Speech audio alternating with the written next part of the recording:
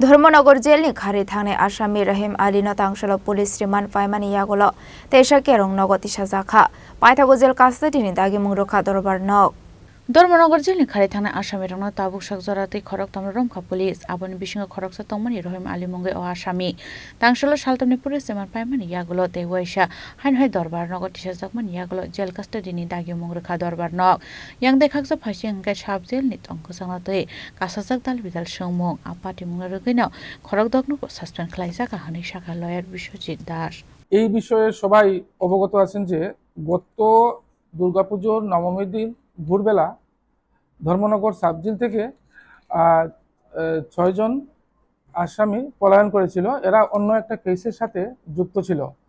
তো এই তদন্তকারী পুলিশ অফিসাররা যৌথ প্রচেষ্টায় কয়েকদিন আগে দুজনকে ধরা হয়ে গেছে। ওদের নাম হলো নারায়ণ দত্ত এবং আব্দুল পাক্তা।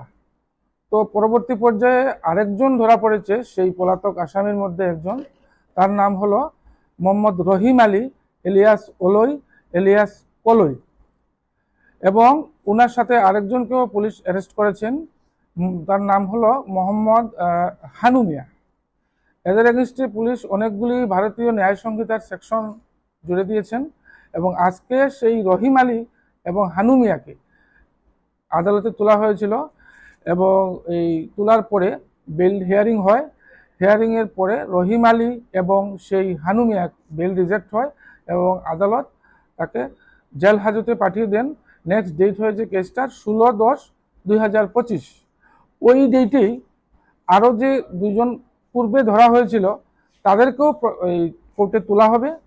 এই হলো আর কি আজকের আপডেটটা আমি আপনাদের জানিয়ে দিলাম। আমি বিশ্বজিৎ দাস, এপিপি ইনচার্জ, ধর্মনগর নর্থত্রিপুরা।